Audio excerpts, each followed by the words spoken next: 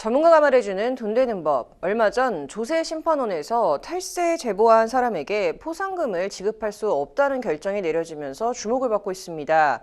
왜 세무서에서는 탈세 포상금을 지급할 수 없다고 했는지, 또 조세심판원은 또 그렇게 하면 왜 안 된다고 했을까요? 특정 개인이나 법인의 탈세 사실을 뒷받침할 수 있는 구체적인 내용과 증빙을 탈세자의 인적사항과 함께 세무서 등에 신고해야지만 탈세 제보를 인정받을 수가 있다고 하는데, 이번 주에는 이 탈세 제보와 또 이 제보에 따른 포상금 제도에 대해서 얘기 나눠보도록 하겠습니다. 변호사님 어서 오십시오. 네. 세무사님 어서 오세요. 네, 안녕하세요. 자, 이번에 탈세이다 보니까 좀 세금에 관련된 얘기인 만큼 먼저 세무사님께 질문을 좀 드려볼게요. 자, 아무래도 이 탈세 제보 조금 익숙하지는 않거든요. 세무사님 같은 경우에는 이 세금 관련된 일을 하시다 보니까 좀 이런 거 자주 접하시게 되는지 궁금합니다. 네, 생각보다 저희가 자주 접하게 됩니다. 그 탈세 제보 때문에 잘 나가던 사업이 그 한순간에 지금 없어지는 사례도 종종 보게 되는데요.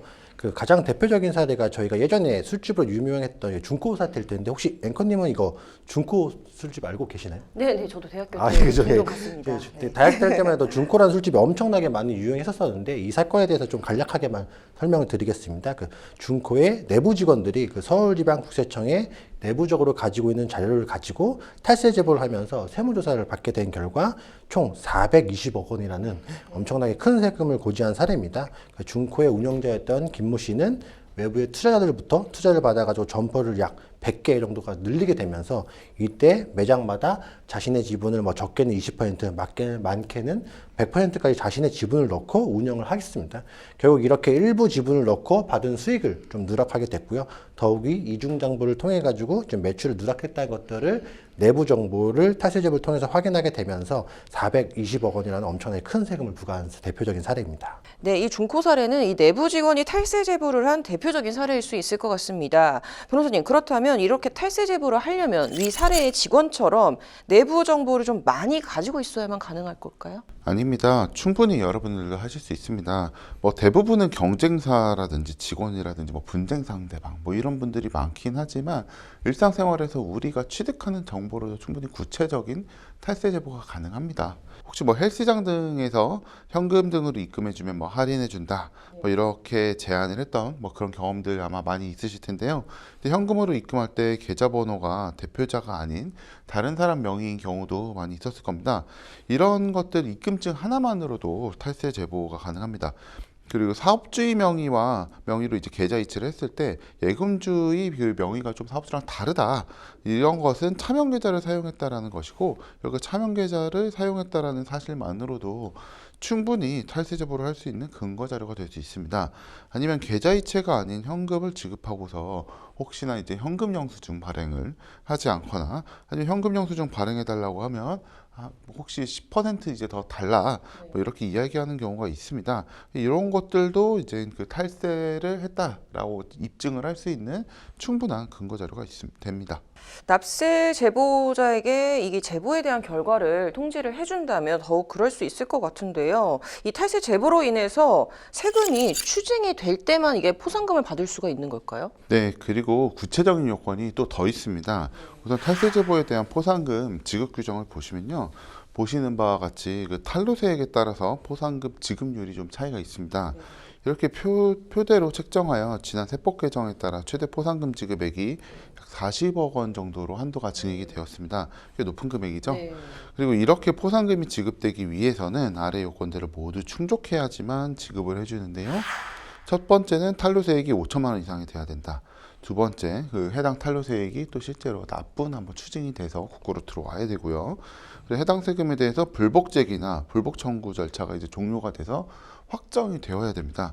그리고 앞서 설명드린 그 중코 사례도 만약 납세자가 전혀 납부하지 못하고 파산 등을 하게 되면 포상금을 전혀 받을 수 없었을 수도 있습니다. 네, 이 납부까지 해야지만 포상금을 받을 수 있을 것 같습니다. 세무사님, 그러면 탈세 제보와 관련된 조금 사례 몇 가지만 더 얘기해 주시죠.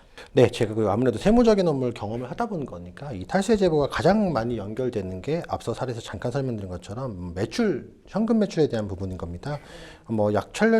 예전 7년 정도 전에는 치과 의원들, 병의원들이 현금 매출 누락을 많이 해가지고 그게 좀 이슈가 많이 됐거든요. 예전에 치과들이 이제 코디네이터라는 분들이 뭐 진료에 대한 현금 수수료를 현금으로 이체를 해주면 좀 할인해준다. 이런 것들이 좀 이슈가 많이 돼가지고 예전에는 그런 경우가 많았었고요.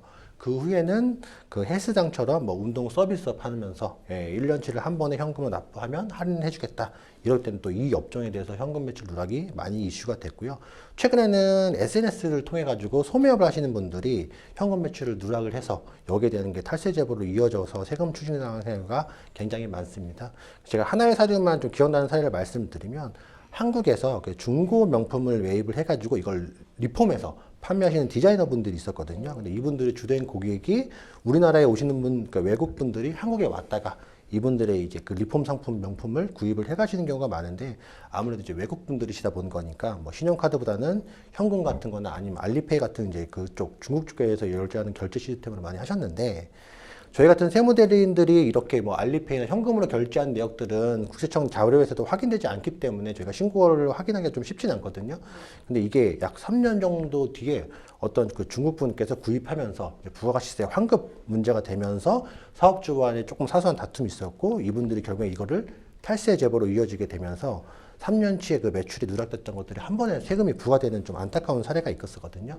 이렇듯 이제 소비자를 상대로 하시는 업종이 있다라고 한다면 현금 매출에 대해서는 꼭 원칙적으로 신고하시는 게 탈세와 절세의 가장 중요한 부분이다라고 설명드리고 싶습니다. 네, 결국에는 이 현금 매출을 좀 빼먹지 않고 신고를 하는 게 절세에 하는 가장 큰 비법이라고 이제 세무사님께서 조언을 해주셨고요. 자, 변호사님께서 마지막으로 이렇게 현금 매출을 누락하는 경우에 현금 영수증에 대한 과태료 규정도 있을 것 같은데 이거 한번 설명해 주시죠. 네, 먼저 현금 영수증 의무 발급 대상자부터 좀 말씀을 드리면 현금 영수증 의무 발행 대상 업종에 해당하면 10만 원 이상의 거래를 할 때마다 현금 영수증을 의무적으로 발행을 해야 됩니다.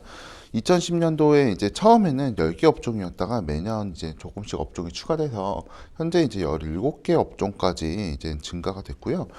만약 이제 현금 영수증 의무 발행 대상 업종에서 해당 거래를 하고 현금 영수증을 발급하지 않게 되면 얼마 전까지는 이제 50% 정도 과태료가 이게 부과가 됐는데 최근에는 20%로 좀 감액이 됐습니다.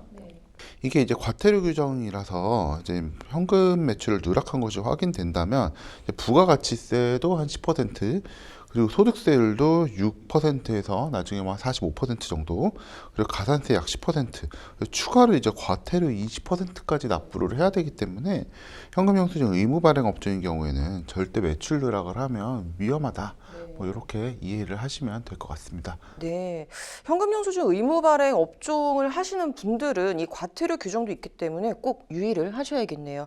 자, 이번 주 탈세 제보 그리고 이 탈세 제보 포상금에 대해서 얘기 나눠봤습니다. 다음 주에 더 유익한 컨텐츠로 찾아뵙도록 하겠습니다. 감사합니다.